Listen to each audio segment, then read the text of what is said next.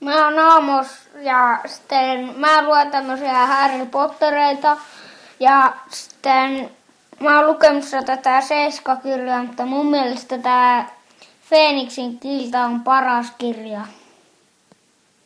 Ja sitten mä tykkään näistä siksi, ja tässä, niin, koska ne on niin jännittäviä. Sitten tässä päähenkilöinä on Harry Potter, Ron Weasley ja Hermione Granger.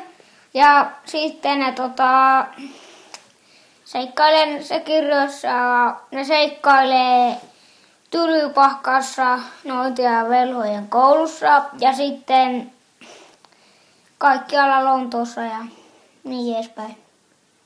Mun mielestä jännittävin kohtana tässä on se, kun Harry menee sen luokkatoverien ja kaverien kanssa semmoiseen taikaministeriöön ja sitten siellä niiden pitää auttaa semmoista Harryn kummisetää Sirius Mustaa.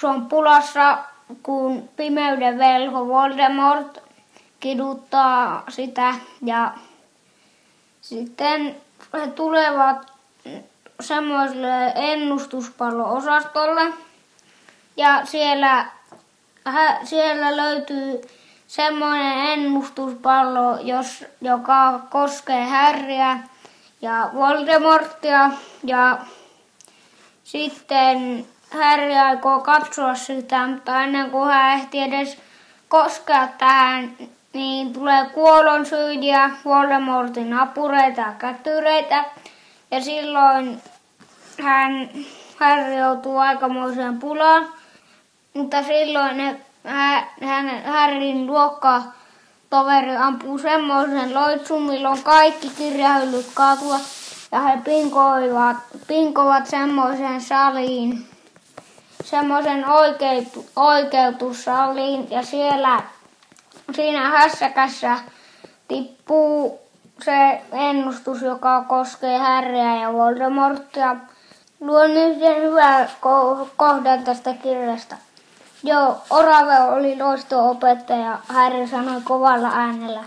Siinä oli vain se pikkuinen varjopuoli, että hänen takaraivossaan törrötti Lordi Voldemort.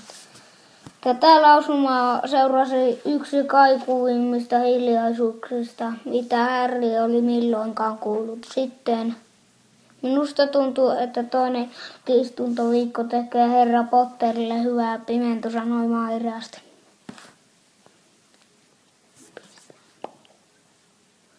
Itse toivoisin, että olisin Harry Potter ja pääsisin seikkailemaan Tylypahkaan.